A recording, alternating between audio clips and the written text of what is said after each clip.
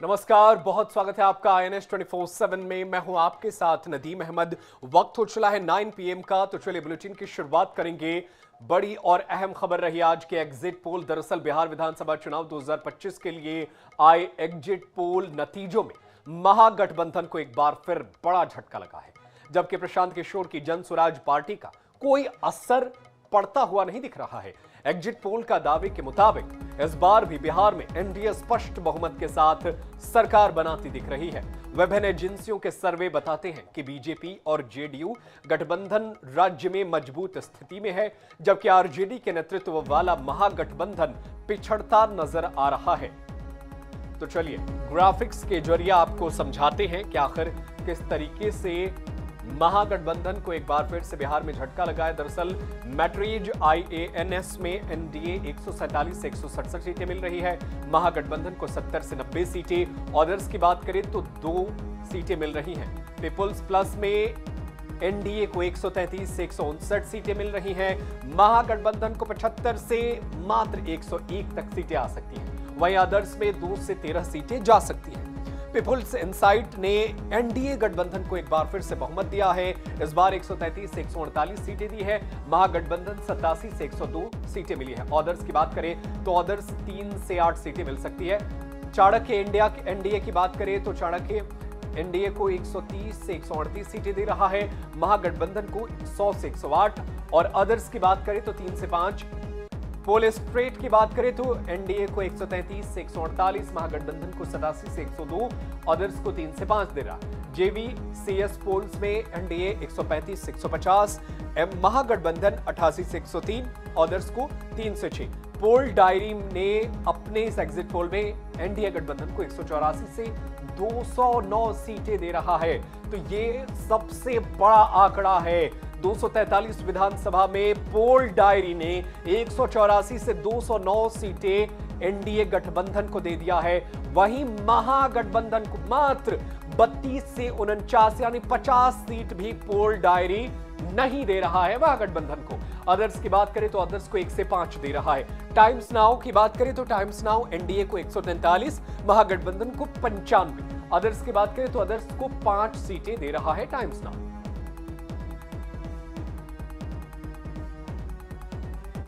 और चलिए इस बीच एक बड़ी खबर से आपको अपडेट करते हैं। बीजापुर से बड़ी खबर है। सुरक्षा बलों और नक्सलियों में मुठभेड़, जवानों ने 6 से अधिक नक्सलियों को ढेर किया है। एक घायल नक्सली भी हुआ गिरफ्तार। मद्देड़ एरिया कमेटी इंचार्ज बुचन्ना भी मारा गया है। मोस्ट वांटेड नक्सली कमांडर पापा राव की पत्नी भी ढेर। सुबह जिला मुख्यालय लाए जाएंगे मारे गए नक्सलियों के शव। नेशनल पार्क में हो रही है मुठभेड़। तो बड़ी खबर इस वक्त आप तक पहुंचा रहे हैं बीजापुर से, जहां पर एक बार फिर से नक्सलियों और सुरक्षा बलों के बीच मुठभेड़ की खबर है। और इसमें जवानों ने 6 से अधिक नक्सलियों को ढेर कर लिया है। तो इस वक्त की बड़ी खबर आप तक पहुंचा रहे हैं। एक नक्सली घायल हुआ है जिसे गिरफ्तार कर लिया गया है। और अब सभी को सुबह कल जो है वो जिला मुख्यालय लाया जाएगा। मद्देड़ एरिया कमेटी इंचार्ज बुच्चन भी मारा गया है। मोस्ट वांटेड नक्सली कमांडर पापा राव भी ढेर हो गए। तो नेशनल पार्क में मुठभेड़ की घटना हो रही है। तो इस वक्त की बड़ी खबर आप तक पहुंचा रहे हैं बीजापुर से, जहां पर एक बार फिर से नक्सलियों और सुरक्षा बलों के बीच मुठभेड़ का मामला सामने आया है। और इस मुठभेड़ में 6 से ज्यादा नक्सली मारे गए हैं। बताया ये जा रहा है कि मद्देड़ एरिया कमेटी इंचार्ज बुचन्ना भी इस मुठभेड़ में मारा गया है। तो इस वक्त की बड़ी और अहम खबर, सुबह जिला मुख्यालय लाए जाएंगे मारे गए नक्सलियों के शव।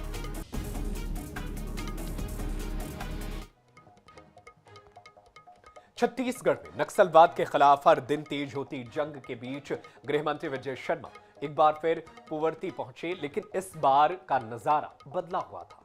इस बार विजय शर्मा के सामने 2 मजबूर और बेबस माएं थीं। पथराई हुई आंखों के साथ हिड़मा और बारसीदेवा की माओं ने अपने बेटों से सरेंडर करने की भावनात्मक अपील की। देखिए इस खास रिपोर्ट में।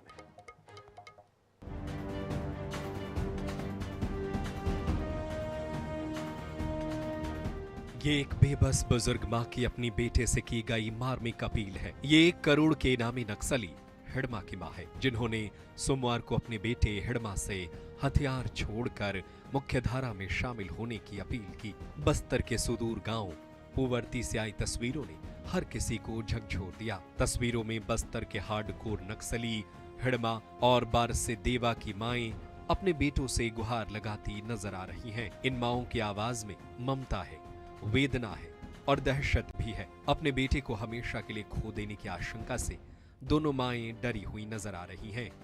इसलिए बेटों से मुख्यधारा में लौट आने की गुहार भी लगा रही हैं। माड़वी हिड़मा अब भी दंतेवाड़ा सुकमा के जंगलों में सक्रिय है। उसके सिर पर 1 करोड़ रुपए का इनाम है। उसका सबसे भरोसेमंद साथी बारसेदेवा संगठन के मिलिट्री विंग की कमान संभालता है। दोनों पर कई नक्सली हमलों के साजिश रचने का आरोप है, लेकिन अब दोनों की माओं ने खुद आगे बढ़कर ये अपील की है, तो इसे उम्मीद की एक नई किरण के रूप में देखा जा रहा है। Igeloni kama pila iso mana dol torpe kesu tanan ma injo keso wang kibie ma joka mir torpe lone kama kistinda kali jo pila kiren kesu tanangel juare ka normane ilaren jo pai. Bega mintin mat wada injo katai tombo wa wador pai beli kitana wa tobok tayar be meh kayanne jangal ta pai wa wador pai beli kitan wa te injo ketum tanimo। आपको बता दें कि सोमवार को राज्य के गृह मंत्री हिड़मा के पैतृक गांव पुवर्ती पहुंचे थे, जहां छत्तीसगढ़ के गृह मंत्री विजय शर्मा ने दोनों खूंखार नक्सलियों की मांओं से मुलाकात की थी और साथ में खाना भी खाया था। इसी बीच गृह मंत्री विजय शर्मा ने भी अपील की है कि इससे पहले कि कोई अनहोनी हो, हिड़मा और बारसेदेवा को पुनर्वास कर लौट आना चाहिए। बड़ी ही मार्मिक अपील है बुजुर्ग माताओं की। मैं बिल्कुल ये मानता हूं कि इसको समझना ही चाहिए। कहीं कोई रास्ता वहां है नहीं जहां जाकर खड़े हैं। पुनर्वास एक प्रशस्त पुण्य पंथ है, उस पर आना ही चाहिए। ये पुनर्वास, ये मुख्यधारा में वापस आना पूरे ही बस्तर की जनता के साथ खड़े होने जैसा है, इसलिए इस बात को समझना ही चाहिए। यानी सरकार के साथ साथ नक्सली कमांडरों के परिजन भी चाहते हैं कि वो हथियार छोड़कर एक नई जिंदगी शुरू करें। बहरहाल अब असली सवाल ये है कि क्या माताओं की अपील का नक्सली कमांडरों पर असर होगा? क्या हिड़मा और बारसेदेवा हथियार छोड़कर सरेंडर करेंगे? क्या सरकार की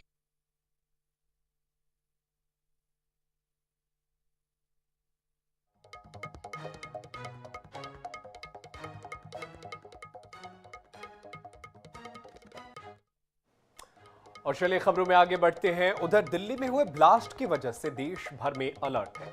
छत्तीसगढ़ में भी दिल्ली ब्लास्ट को देखते हुए सुरक्षा बढ़ा दी गई है। इस बीच पुलवामा अटैक और दिल्ली ब्लास्ट को लेकर एक बार फिर सियासत गर्मा गई है। दिल्ली ब्लास्ट पर क्यों छिड़े जुबानी जंग और क्या कहते हैं जिम्मेदार, देखिए इस रिपोर्ट में।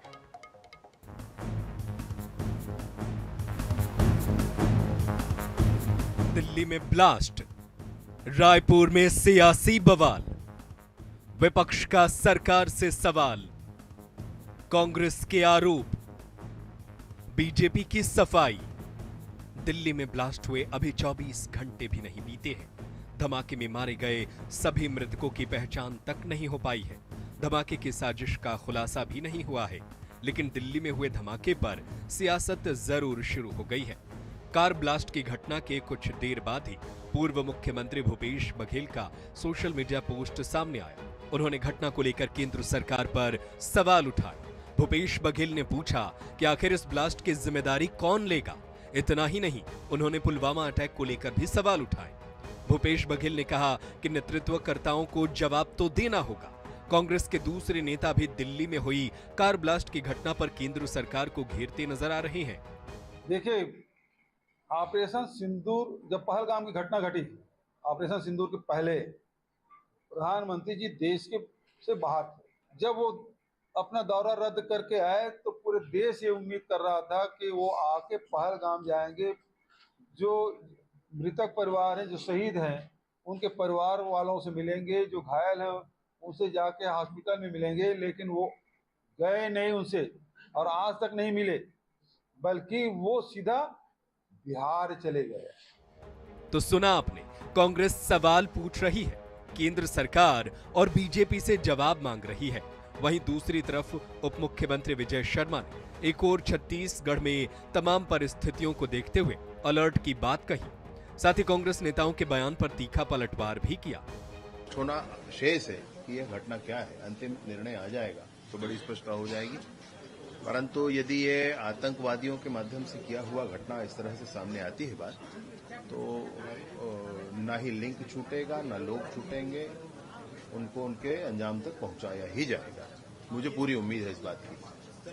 बहरहाल दिल्ली में हुए कार ब्लास्ट की घटना ने हर किसी की चिंता बढ़ा दी है। देश की राजधानी में सुरक्षा को लेकर कई सवाल भी उठ रहे हैं।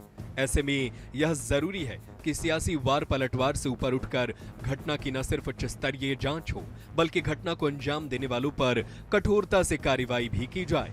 तभी ऐसी घटनाओं को रोका जा सकेगा। गौरव शर्मा, रायपुर।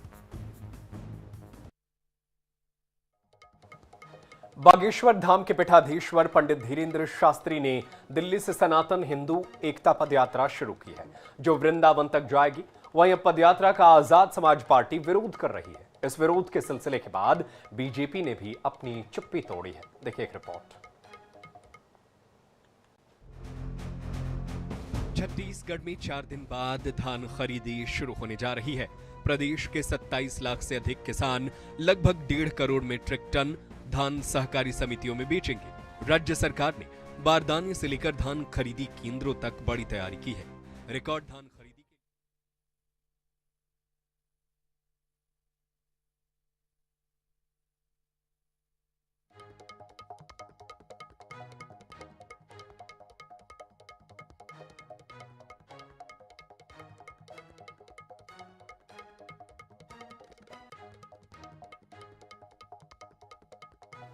छत्तीसगढ़ में 15 नवंबर से धान खरीदी की शुरुआत होने जा रही है। धान खरीदी के लिए राज्य सरकार व्यापक तैयारी कर रही है, लेकिन सहकारी समितियों के कर्मचारियों और डाटा एंट्री ऑपरेटर्स की हड़ताल सरकार की तैयारियों पर भारी पड़ रही है। आखिर क्यों हड़ताल कर रहे हैं कर्मचारी और क्या कहते हैं इसे लेकर जिम्मेदार? देखिए इस रिपोर्ट। छत्तीसगढ़ में 4 दिन बाद धान खरीदी शुरू होने जा रही है। प्रदेश के 27 लाख से अधिक किसान लगभग 1.5 करोड़ मीट्रिक टन धान सहकारी समितियों में बेचेंगे। राज्य सरकार ने बारदाने से लेकर धान खरीदी केंद्रों तक बड़ी तैयारी की है। रिकॉर्ड धान खरीदी के लिए एग्रीस्टेक पोर्टल में पिछली बार की तुलना में 1,35,000 अधिक किसानों का पंजीयन भी कर लिया गया है। धान खरीदी केंद्रों के कर्मचारियों का हड़ताल शासन की तैयारियों पर भारी पड़ता नजर आ रहा है। प्रदेश के सभी सहकारी समितियों के कर्मचारी, डाटा एंट्री ऑपरेटर और प्रबंधक इस समय हड़ताल पर हैं। इन मांगों को लेकर हड़ताल। मध्य प्रदेश की तर्ज पर 3 लाख रुपए प्रबंधकीय अनुदान दिया जाए, पुनरीक्षित वेतनमान लागू किया जाए, 50% समिति कर्मचारियों की नियमित भर्ती कर ली जाए, 2023-24 और 24-25 में परिवहन के बाद संपूर्ण सुखद को मान्य किया जाए, राशन वितरण में प्रति क्विंटल 500 ग्राम प्रतिपूर्ति पर भी 5,000 रुपए दिया जाए। छत्तीसगढ़ में पिछले 2 सप्ताह से समिति के कर्मचारी लगातार प्रदर्शन कर रहे हैं। एक तरफ शासन की ओर से धान खरीदी की व्यवस्था की जा रही है, दूसरी ओर कर्मचारी हड़ताल पर है। इस बीच अब धान खरीदी के पहले जुबानी जंग भी शुरू हो गई है।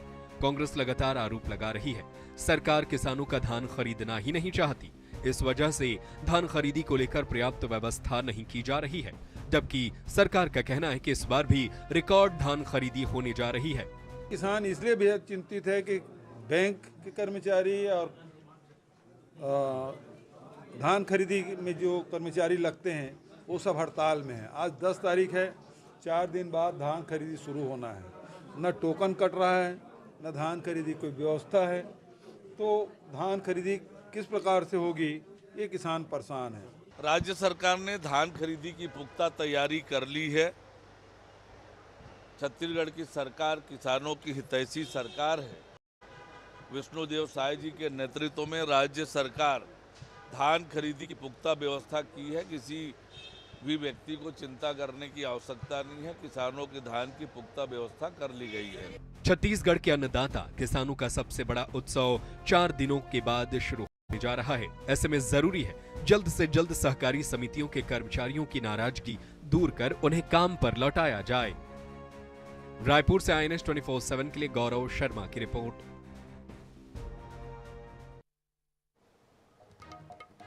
राज्य के अस्पतालों से अक्सर लापरवाही या बदइंतजामी की खबरें सामने आती रहती है, लेकिन अब सवाल उठने लगे हैं उन विभागों पर जो खुद मरीजों को सुविधा मुहैया कराने का दावा करते हैं। शासन और प्रशासन के लिए अब ये एक बड़ी चुनौती बन चुकी है, क्योंकि इमरजेंसी के वक्त लोगों की मदद करने वाली एम्बुलेंस सेवाएं अब खुद इमरजेंसी की हालत में हैं। यहां तक कि शव पहुंचाने वाले वाहन की स्थिति भी बद से बदतर है। देखिए एक रिपोर्ट। आम लोगों के लिए डायल 112 की सेवा पुलिस की मदद के लिए शुरू की गई थी, जिसकी संचालन एजेंसी पिछले 2 साल से तय नहीं हो पाई है।